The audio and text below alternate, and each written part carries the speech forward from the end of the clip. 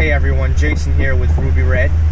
So this video is about the Mopar 7-inch off-road light. At first I was a little hesitant when it came to ordering these, just because when I bought my JL, I purchased my JL with the LED light package. So I was pretty satisfied with the brightness of the LED lights. So, you know, I just thought to myself, you know what? What's the purpose of getting off-road lights if I have LED lights, which would suffice?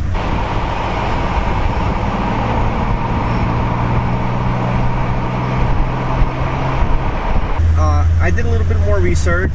I looked at some YouTube videos with other off-road lights, and I discovered that the amount of lumens that these Mopar 7-inch lights put out is extraordinary.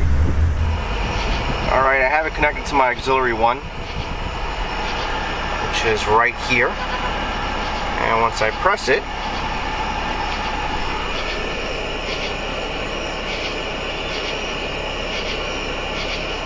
you'll see a hell of a difference.